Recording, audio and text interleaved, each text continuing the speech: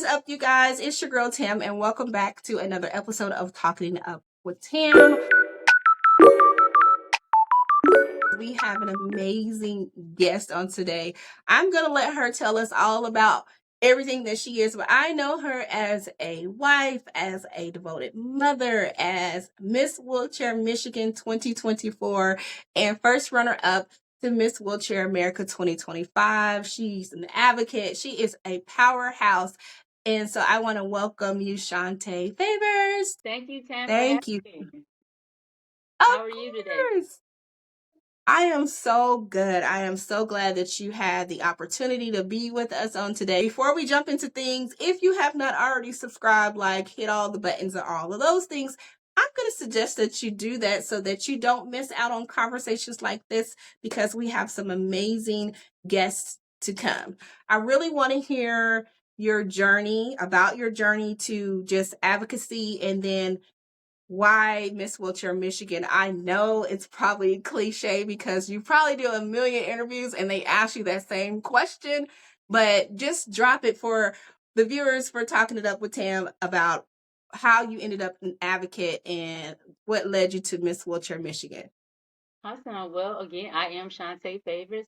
I am a disability advocate. Like she said, I am the immediate past Miss Wheelchair Michigan 2024, Miss Wheelchair America's first runner-up 2025 to your girl Tam, and I am the People's Choice Award winner. My life literally revolves around the disability community, and so it was like no mistake that I just fell into the role of being this advocate. I am a former director of care that was unfortunately injured at work back in 2018. So I went from a director of care to needing total care. It was an epiphany moment for me to change the trajectory and shift my adversities into something so much more powerful. And that's what I'm doing. And yeah, and so which led me to become Miss Wheelchair Michigan 2024. It was a phenomenal reign, and it still has. Although the reign has ended, the platform I continue to champion my cause. My platform at the time and still is bridging the gap between caretakers and the disability community. I believe that it is imperative that we bridge this gap because we coexist in this world, and the reality is I cannot survive without them, and they cannot survive without me. I'm going to say it again. You are amazing. And I do want to just ask you before I go to my next question about your platform. Had you ever heard of Miss Wheelchair Michigan before you ran for, how did you hear about the organization? Okay, yeah. So I have heard about the organization. I think I heard about it for the first time in 2019. I had so many people saying, "Oh, I think you should be Miss Wheelchair Michigan. You should be Miss Wheelchair." And I was like, "What is that?" Then so I did my research, and I didn't think at the time it was something that I can commit to, because when I commit to something, honey, I'm committing to it. And I didn't think it was something that I could commit to, but when I was asked again, like really close to the time that that application was due, I felt that it was my time to leverage my voice, literally to leverage my voice, and chose a platform that was a no-brainer to me, because there's a current care crisis happening around our country, and so I thought that I can use not only my personal journey, but I can use my professional background because I have a 360-degree perspective when it comes to the provisions of care, which for me, I think that gets a lot of attention. It gets people to listen to hear you speak. Mm-hmm. So yeah, I use my leadership role and the knowledge that I have from both perspectives to literally open doors and literally, I'm saying, roll through those doors unapologetically. Wonderful. Okay, so bridging the gap. I need you to kind of break that down a little bit more for our listeners. And then let us know what type of impact that you hope to make in that area when you talk about bridging the gap, between the two communities. So there is definitely a gap in the care industry around this country. There's a gap in care because we are literally our caretakers are leaving the field of care. They are often overworked and underpaid, and so there's a gap. Like our life lies in a balance. I have this saying, that living with a disability is not a death sentence, but the lack of care can certainly lead to it. And so what I'm hoping to Right. do is to continue championing this cause where we are bringing better wages and better benefits and comprehensive training to our caretakers so that we can have a quality of life because our life lies in a balance. It lies in a balance of a broken system where so just like Mhm. I rely on these individuals to literally assist me, I can't get out of the bed by myself. I can't dress myself or bathe myself. I need another individuals to do that. However, people that have literally dedicated their life to this cause see that the cost of living are going up, but we are not being compensated for this. We lacking in benefits. Like we're literally there's a care can't wait. So there's a care can't wait rally going on. And it's the truest thing. Care can't wait. So yeah. And so my whole goal, my aim, and my focus is to get lawmakers and other people serious to listen to say, hey, we need to change the trajectory when it comes to care. We need policies and written up that can protect caretakers, that to give them these things to make it more beneficial. Because the reality, Tam, is that each and every person living today will certainly acquire disability somewhere in their life, whether they are physically Mhm. dealing with that or their loved one. We keep living, Right. you'll meet disability. It's just a matter, not if, it's a matter of when. And so when the time comes, Right. we set it up for the future generation so they don't have to go through this situation that we're going through today. Right. I often say, even with my platform, it's better to be proactive rather than reactive. We get these things set in stone right now and we start moving on them now. Then in the future, like you said, you may not be in a wheelchair right now, but eventually you're going to step your foot into the disability pool some way, shape, or form. It may not be to the fact that you'll end up in a wheelchair or you'll need an assistive device, but there's so many, things and avenues out there that we have to look at. The spectrum is so wide when it comes to disability, and it's just like accessibility. Like, who is it going to hurt to put that push button, on all of the doors, or to make sure ramps are truly accessible, to make sure the curbs that we don't either have them or that we're not searching, when you get out of the car, like where can I get up at? It's just so many things that we need to just work towards doing better in this country. So I applaud you for that. I even think about the care worker, how vital they are in the lives of, you know, the people that they're caring for. And so if they feel valued, I feel like their work will probably even be better. I know people who have been through care workers, like been through them because That is, they're quitting or they're not really there. Maybe it's just, it's a job I can clock in, but their whole heart isn't in it. They're not seeing it from that empathetic or compassion side of, this is a human being that I'm taking care of, and that human being is worthy of a good life. And yeah, I may have to step in and do some things for them, but let me do it to the best of my abilities. And so I applaud you in working in that space to do yeah. better They for are. them. Yeah, that what you're saying is really true. Like even as a director of care, like the pay wasn't the best for the caretakers. However, the to know my passion, my commitment to not only the care recipients but them as well, people wanted to show up Mhm. for work. You wanted to show up for work in this space, and you can see the dynamics truly shift when I was injured. I was injured at work. I was at work when I got injured. I tripped and fell walking upstairs and broke my neck, my C2 to my C7. So I instantly became incomplete quadriplegic. So to see, ooh, you never know. Want to shift gears, and I want to get your perspective on the Miss Wheelchair America, not pageant, the competition that, was held in Michigan. How, did you feel gearing up to the event, during the event, and then afterwards, first runner up? Like, how was that experience for you? Oh, the Miss Wheelchair America's competition was everything that I hoped for it to be and more. It was truly amazing. Not only meeting yourself, but the other 21 women from across this country. Well, we have women coming together with the same agenda to champion the rights and inclusion for people with disabilities. So it was like, I first I'm thinking like, okay, what is it going to be like? But it exceeded my expectation. It was fun. It was energetic. I really liked the dancing through the decades. That probably was the best fun ever. Best. That's fun. And then, even speech night to hear like the story, and it take courage and resilience to get on that stage in front of an audience of people, even people that you visibly can't see because it is virtually aired Hmm. stream too. And so it takes that determination and commitment to get up there in front of people can be extremely judgmental, and you already know you're being judged because it's a competition. Yeah. And so, yeah, I thought the Miss Wheelchair America's competition was everything. And first runner up, I was excited about it all. I was excited to be first runner up. I was excited for, it all. I'm excited for you. I was extremely excited and happy for you. When my name was called, your name, I mean, people was like, you were still just a smiling.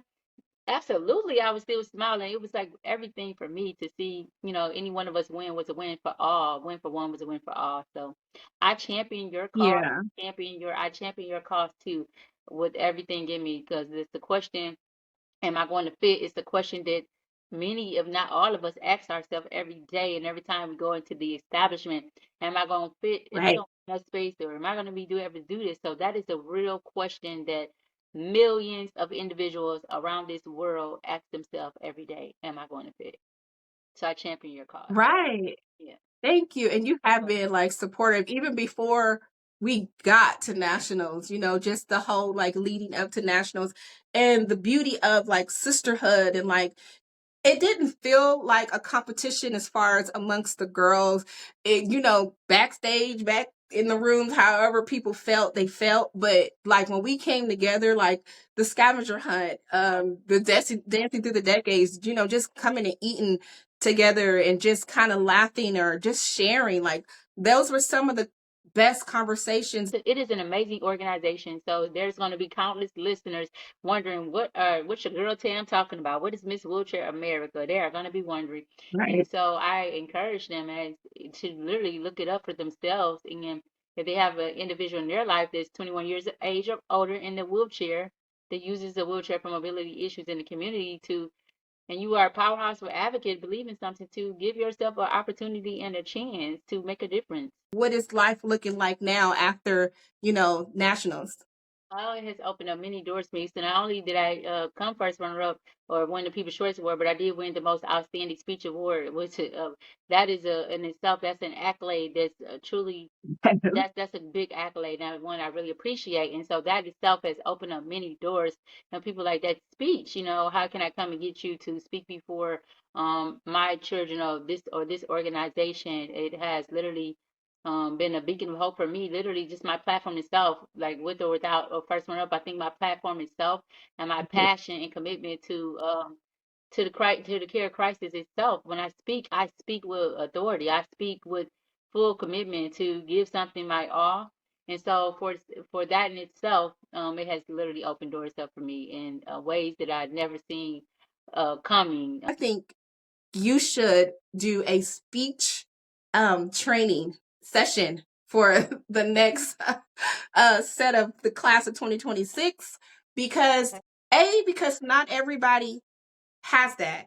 Not all of the competitions or all of the states that are going to be up there for 2026 had to do a speech. They didn't. Right. They didn't have to do that, and I know we know firsthand that not all of the individuals that were in our class had that experience. And so I think that if you could lend your help to the next class, that would be wonderful because Oh, love we're to. we're we're under time restraints, like constraints. It's like 2 minutes, but you can't go under or under. It was just like team too much. And It definitely so went and over, then right? I definitely went over. I wonder how, and if I'm going to, and no, it don't take this right. I want to believe that's how I actually lost. I went over. My speech was 2 minutes and 26 seconds. And so I knew I was over. I thought that I'll be able to get into that 2:15, but I was like, this is important. I'm not cutting this out. I literally cut stuff out I on stage. Yeah, I was like, was I'm not cutting chopping this it out. on it. I was like, I I ain't doing have to that. Yeah, chop it. Yeah, because it's a lot. You know It's what something though? you're passionate about. You could talk about something you're passionate Yes. about for hours. And so I would love to teach a public speaking class. Like even some people in our class before competition come, they call like, "Can you listen to my speech?" And I'm like, "Okay." And so that's what for me. I was like, "This is so awesome! Like this is a competition." But here I have my sister calling me like, "I need some help." I'm like, "How can I help you?" Well, oh, I got you. Hmm. And that's like with no, because what's for you is for you. And so it's like, yeah, absolutely, I'll help you. And so I really love that we were like that. And I love that, people Yes. can be honorable and say, hey, I need help. And you ain't got to feel like I'm not helping you. It's a competition. Right. It's really a Right. sisterhood. It's a competition, but it is a sisterhood and camaraderie. It brings people together from all over the country, with the same agenda to make a Right. difference. And yeah, and Like, that's no slight because I really thought that you were gonna win.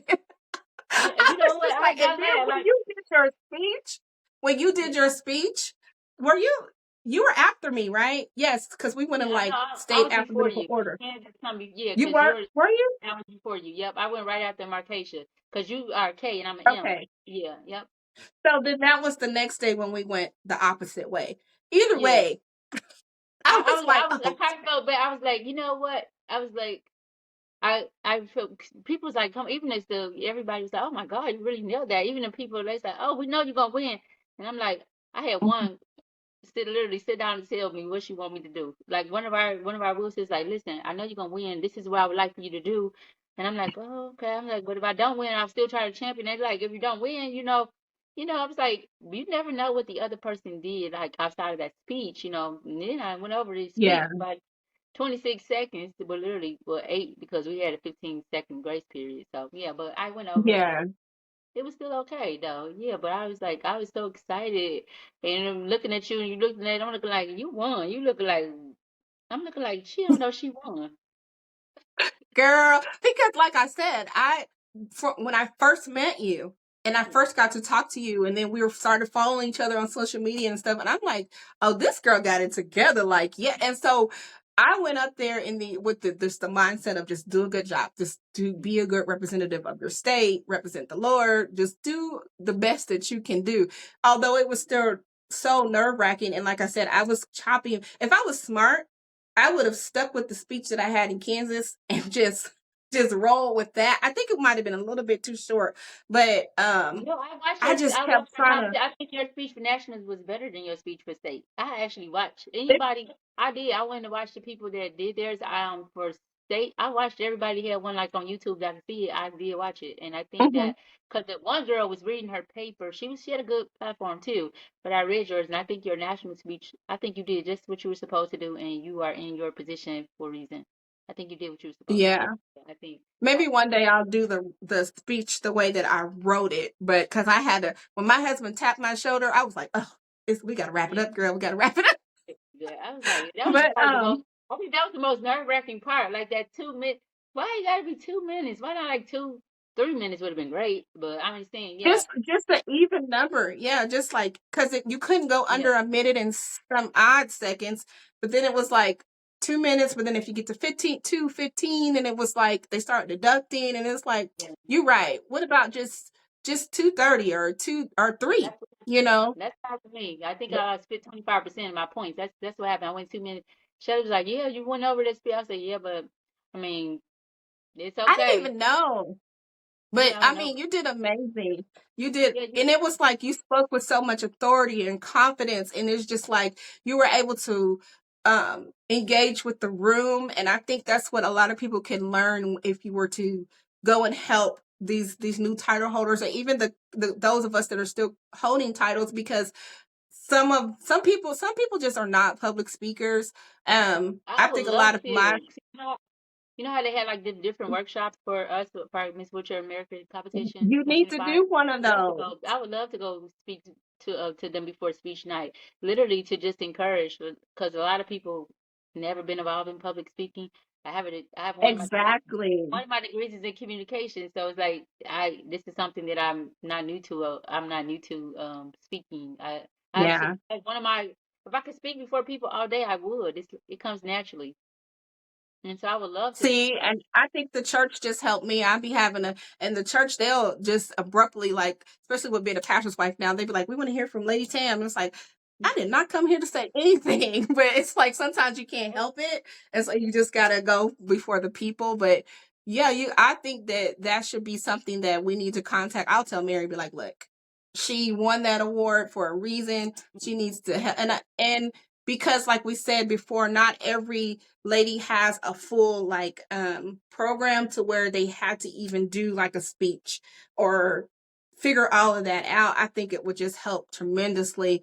Shantae went on a trip after Miss Wheelchair, the Nationals, and there was just a lot of mishandling, a lot of just really horrible things that happened. And I want you to just kind of touch base on that experience as much as you can, and as much as you feel comfortable with. Just share with us.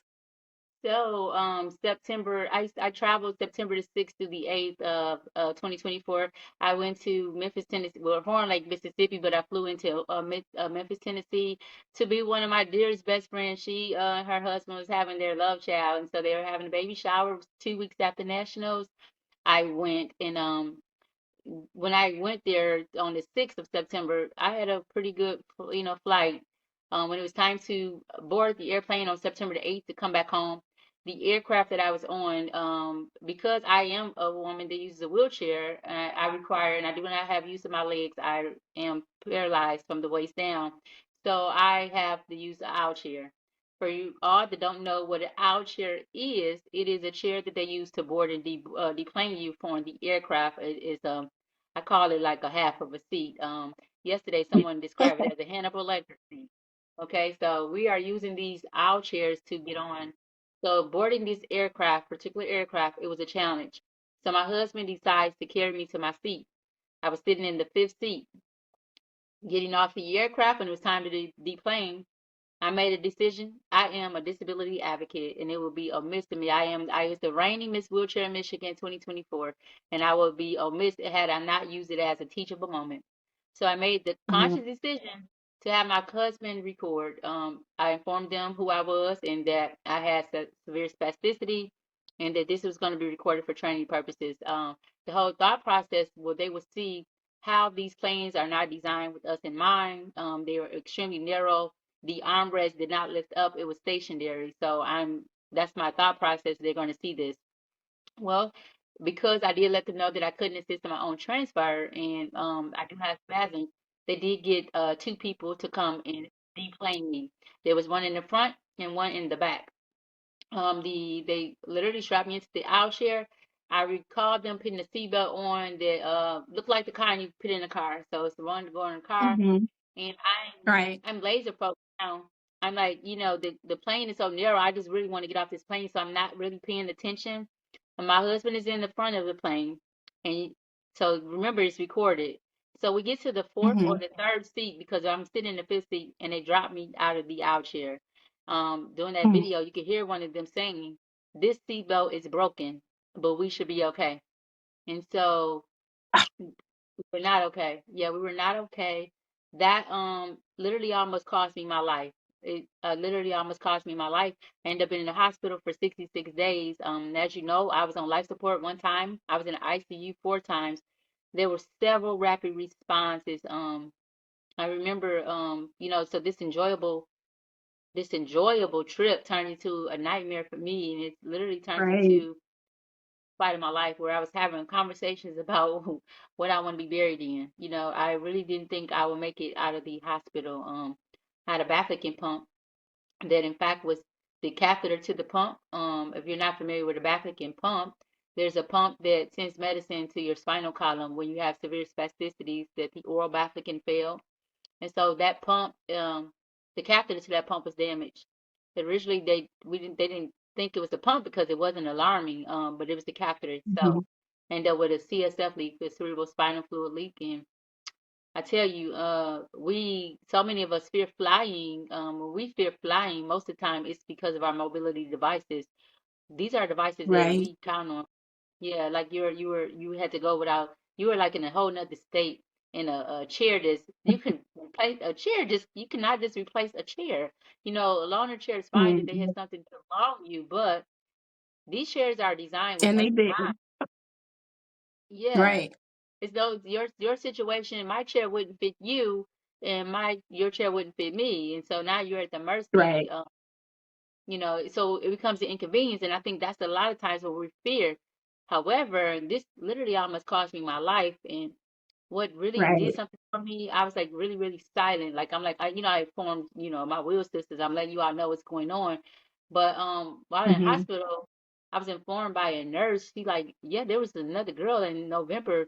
She fell on the air. They dropped her out of the out chair, and she was very vocal with it. Think she called your fave disability advocate or something like that on TikTok, but she was she was hurt on the aircraft, not to the extent like myself, but I think that if we make noise and we continue to talk about it, that Hmm. they'll take us seriously because people are dying due to the lack of training or impulsive decisions. Just an accessible aircraft, it benefits everyone. It benefits the It really especially my does. Yeah. yeah, especially like I was like, how is the flight attendant? Like, I'm sitting in Comfort Plus, which was the fifth seat. So she has these drinks and all. And I'm thinking to myself, how is she getting through this narrow walkway like this? And so at that point, I'm like, no, I'm like, you're going to record this and they're going to see how this is not inclusive at all. Never in a Right. million years did I imagine that, I would be fighting for my life as a result of flying due to Hmm. poor decision making. Like you you realize they realized that chair had a defect and they still made a decision to push To me use it. yeah, which was so unfortunate. Could have took me from my babies. They could have took me from my husband. And when I think about that, Yeah. it pains me. It really upsets me a lot. Like I had to rely on pain Hmm. medicine. I pride myself for so long. Like I don't use no pain pills. I pride myself like I'll take that. But now I'm having to use pain medication and all this extra spasticity medication just to have a quality of life to balance it out to get through the day. And half the time I'm Yeah. sleeping, because keeps me drugged up. But it shouldn't have to be like that for us. You shouldn't have to go. You was there a whole weekend, without your chair.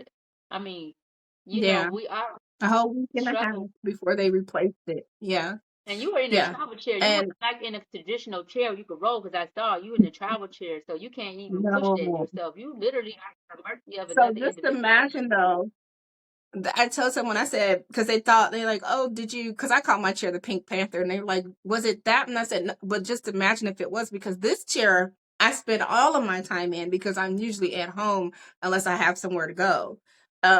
And this chair is several thousands of dollars, and it was We had been, fit, molded, everything. Like it was built for me. It wasn't built for anyone else. And so you're exactly right, and that's something that I have been championing. You are a fighter. You are thank like you. So I had you a are peer just mentor like everything. thank you. So my peer mentor, so when you first to get injured, and the rehab I was at, they had like a peer support mentor group, and so they had United Hmm. Spinal. My peer mentor, she was up there, and just yesterday, she was like, she texted me, she was like, I want to send you some pictures I took in the hospital. You mind? I was like, I said, no, man, because all this, it shows me, but God, what He can do, and to look at those pictures, Hmm. and to she had them very chronological. She told me what was going on in each one of the pictures, and it was just like really sad to know that flying, resulted in that. And it was only my third time flying because I've always been afraid to fly. But in Yeah. 2023, I didn't go on a honeymoon in 2022. I was married in 2022 and I didn't go on a honeymoon because I was afraid to fly. And so for our first anniversary, he was like, we're gonna go somewhere close by. I said, okay. So we went to Milwaukee, Wisconsin, but I flew for the first time and then I flew again like the following month. And then it was my third time flying. And to have that, happen to me, I did not expect that. I thought the chair get damaged or something. It's just a normal thing to do, like to travel, Yeah. and being in 2025 and having to go into that owl chair, ridiculous. It looks like something that they would strap a person into when they're in one of the Hannibal institutions Lecter, and that's they're how strapping they you describe down. it. Yeah. They said they was like, oh, Yeah, it's like Hannibal Lecter. I was like, yeah. I said, oh, the Silence of the Lamb. I'm like, yeah, but had they strapped it me like really Hannibal is. Lecter, had they like strapped me properly, it was just like you already got this chair that's not is it doesn't fit me. It's not inclusive for me, and then you make a decision to put me on a chair with a defect. You literally almost cost me Right. my life. we're talking about, the airline, they use, it's more than the airline itself. They use these contract employees. And so, and the contract, That part. yeah, because the airline, I feel though that the airline, they are the ones that when you're booking through these airlines, or if you book third party, but they specifically ask you, are you a person with the mobility issue? Do you have a wheelchair? They ask you the dimensions of your Right. wheelchair. They ask you the dimensions of yourself. Why did you book somebody with a disability on 5501, flight 5501, and I'm gonna name call Delta flight 5501. Oh, don't say that because I'm flying Delta next Oh month. no, I'm name calling that one. Yes. So Ah, Delta flight 5501. yeah. Yes, and Yeah, so and it's here's like the thing though. that. I flew United Airlines, and United, Wait, hold on, hold your thought. I We should not be fearful or ashamed to mention these airlines, that these tragedies and these just call mishaps them have out. gone. Yes, because at some point they need to know, because I thought Delta was just the best, because I wouldn't book no other place, because I had never flown. I heard so much positivity about Delta Hmm. Airlines. So it was the only one. That ticket cost us $638 each to be on that Delta Comfort Plus seat, and to be booked on the aircraft that was probably created in 1987. Why did you do that? That, yeah. One thing that I don't like either is for you to really kind of be somewhat comfortable. You need to be further up front, but then you got to incur that cost. My Okay. thing is if you can supply them with a doctor's note or something like that, I feel like that you should be able to have that seat without an additional cost, Right. because it is going to offer you the extra leg room, a little bit more comfort to kind of maneuver, and then you're not having to truck it all the way to the back of the airplane. um and but they're going to attach, Yeah. two to three extra $100 on that. That's not fair either. Nah, so what was really strange about 5501 flight, there was a gentleman in first class, which is the first four seats was first class, and was in Delta Comfort Plus. I've never, the first two Hmm. times I rode an airplane, we sat in the very first seat. We paid those first class prices. And he said, and I quote, "If I thought that this seat would be better, I will give you this seat." That aircraft, that the first class seats looked terrible. They were like, it was like Hmm. compared the Delta Comfort Plus, the leg room was like this. However, the seats did not decline. I had a drop foot on my left foot. I always drop foot, but now I have a drop right foot because of this crisis that they have, this tragedy that they have caused me, that I had to get now a custom AFO for my right foot. I always have one for my left foot, but I couldn't even have my AFO Wow. on this plane because the seats did not go back right. So my foot is Hmm. like already bent down, and it's like this. So to have the AFO for 1 hour 45 minutes would have been like, no, I couldn't do that. But I'm finding though, in my situation with United, is that they don't want to take ownership. They want to blame the outside contractors. That's why it's imperative that we say we name these airlines, right? Because yeah, Hmm. they are a contract. So what happens is the airline contract with someone else, and then someone else contract with these perspective. Okay, I'm gonna call them out. So they contract with these other individuals, and these individuals, but Hmm. you are getting these individuals like, did they see the dimensions of the chair? Did they see the when I wrote when I went and booked this airline ticket? Did they see what I wrote? Did they know No, that, do they know how big I am, how small I am? Do they know the dimensions of my chair? Do they know anything about me? Or are you just saying, hey, this individual needs to be boarded and that's depleted what it off is. the aircraft? Hmm. Yeah. And they're literally just kind of winging it as they go. I even had an incident. So both the times that I flew out of Wichita into Denver to go into South Dakota. Denver is the area, the hub that I have the issues with, and Wichita was phenomenal getting me on and off of the plane. South Dakota was Rapid City, amazing, but it was Denver. Both times they boarded me on that plane. The first time that plane was completely filled, I was the last person to get on the plane. To get That is on the not plane? what it's supposed. That's not protocol. No, it's not They were protocol. not prepared. Even after. it's like we do our due diligence as passengers, as paying customers, making sure that everything is in order for us. And when you get to your gate, they call your name over the intercom because it's in their system that you are a disabled passenger, that you are going to require assistance down the aisle. Like you said, very narrow. Like the aisle chair barely fits down the aisle. That's how That's very horrible good. the conditions are. But Yes, this is their equipment, and the aisle chair barely fits, so you're having to like get everything in as tight as you can. And so imagine doing that on an empty plane, but now imagine it doing it on a full plane, because even though they knew I was there, they they don't did not see have you. the people upstairs or the people at that particular gate, and they boarded me last because we were already delayed several hours, and they just were so concerned about getting this plane filled. And we were late anyway because they still had to wait for people to come upstairs or come to that gate to get me on the plane. The captain had to come off, the pilot, and was like, "What are we waiting on?" It's like, "Well, we have a passenger that has to get on the plane." So, but then on the way back, and this is after my chair was broken, this is after speaking with them, letting them know this is what I'm going to need to comfortably get home, back to my home. And they drop the ball again, Oh, and that, then they want to offer you a credit. And I was like, well, who says I ever want to fly on your plane again? now let's Like, talk about they are that is I think that is the ultimate insult when they do that. And so isn't I too was offered a credit. I too was offered a credit, and I think that's the ultimate it? insult. And they say, well, this is what we can do now. Now the airline itself, they said where they went wrong at, but of course they shift. You want shift blame. And I think for me, Mm-hmm. I was like, they know exactly what they did wrong, but then it was one part, I'm not going to say what they said in this particular letter, but it was one part that they said, it was like, how dare you do that? How dare you bend the truth? There's a video. There is a video Mm-hmm. recording of exactly what happened to me.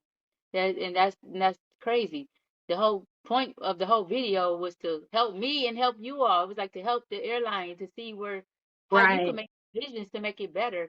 Not thinking that the contractor, employees, or whoever was going to make a decision that could, almost cost me my life. It was literally had everything to do with this particular aircraft and how it doesn't Mm-hmm. fit me.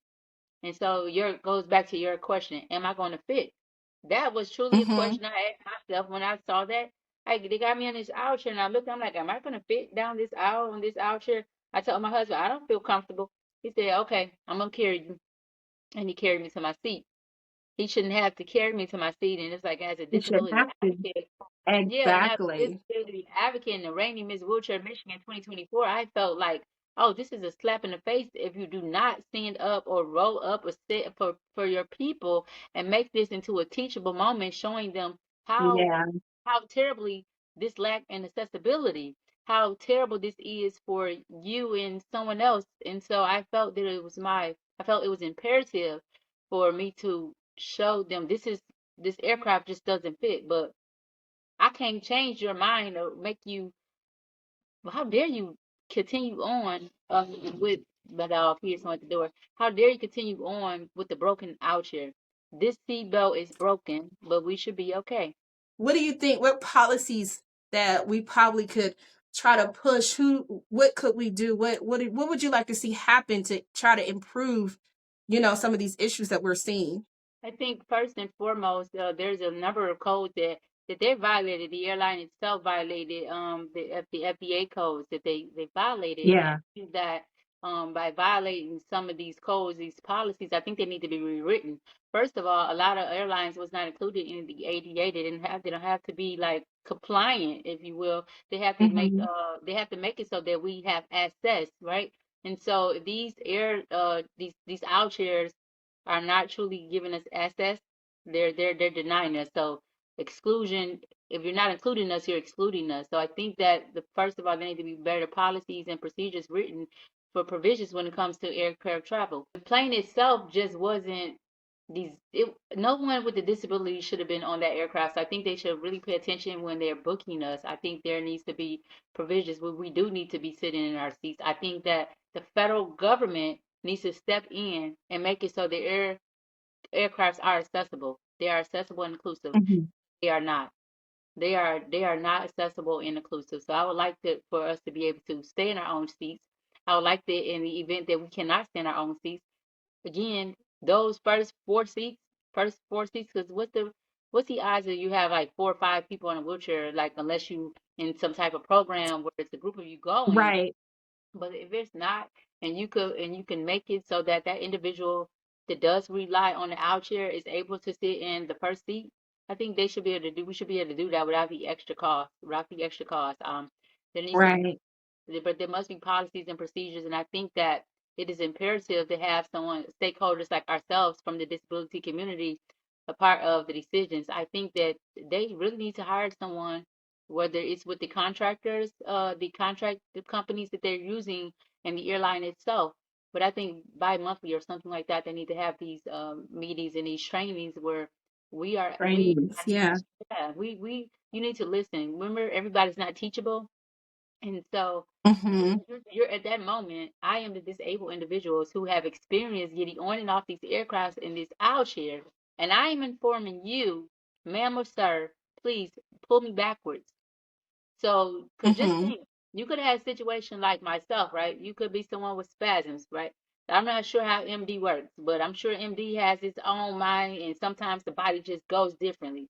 And what if that Yeah. MD had to just kicked in like that, and then it caused you to like your body to go on extension tone or something like that, and they're pushing you forward when you had told them pull me backwards.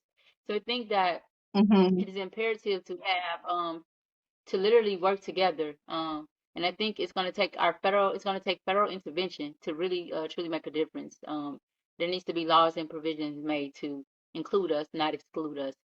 To we shouldn't we shouldn't be having this conversation.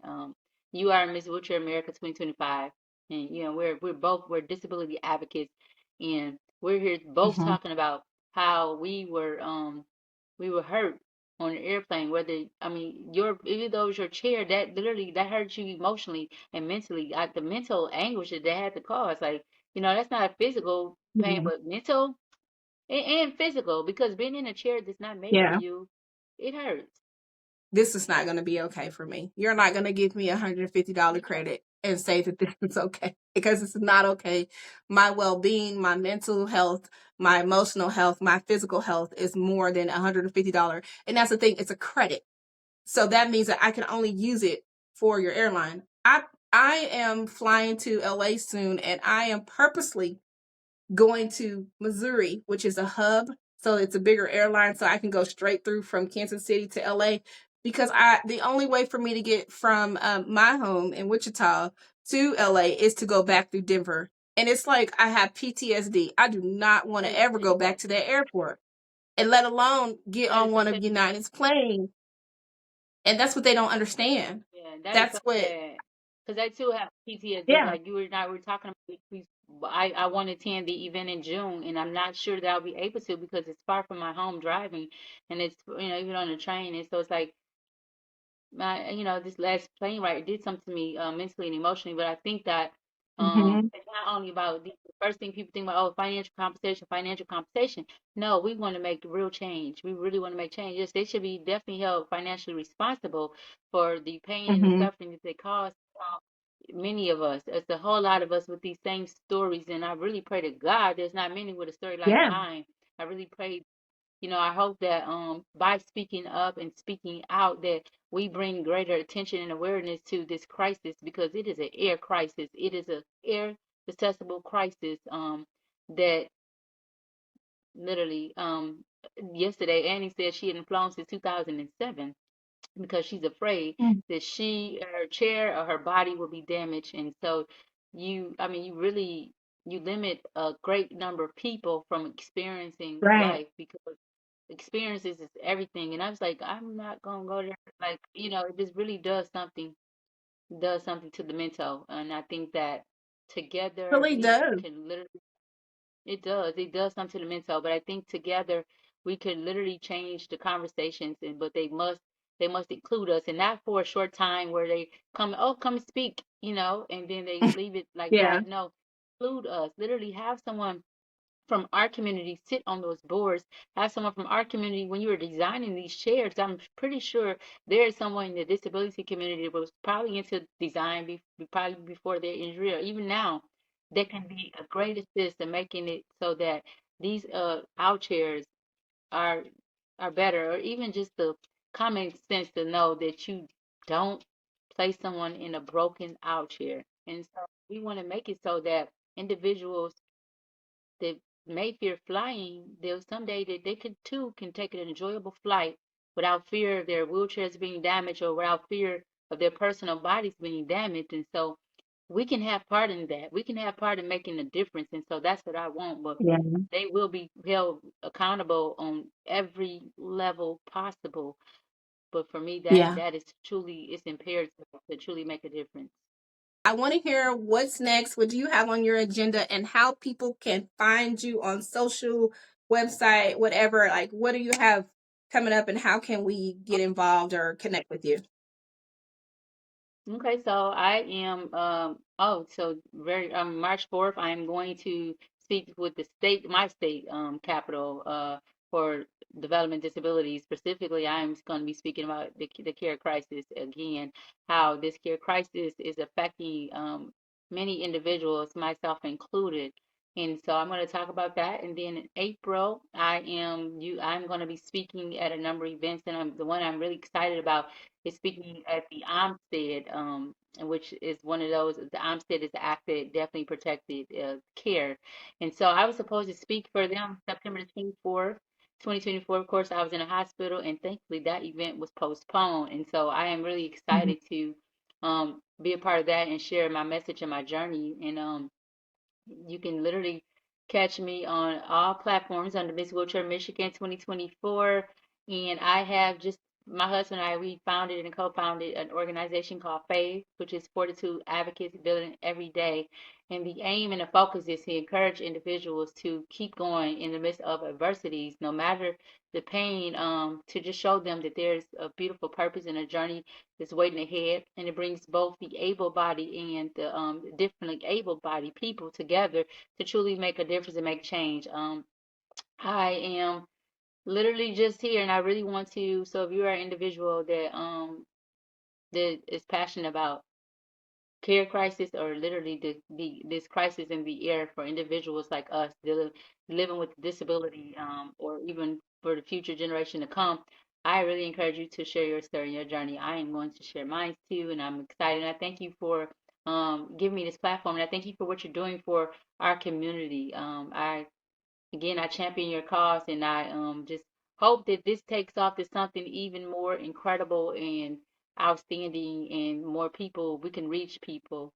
Well, thank you so much. I thank you for hopping on. It has been such So, a pleasure. We have got to do this again. And I just got a thought when you were talking okay. because we are both in what they call inter-able relationships where our spouses is the able body and we are disabled. So we have that in common. So we have got to get the guys on. Let's look at our calendars and see what we can make happen, just to celebrate love and to share our stories and to give hope to men and women out there that love is possible. But you guys, make sure you subscribe, hit the bell, share. This is a conversation that needs to be shared and heard, and for so many different reasons. And yeah, we're going to come together again for a lot of other conversations. But until next time, I will see you guys later. Thank you for joining.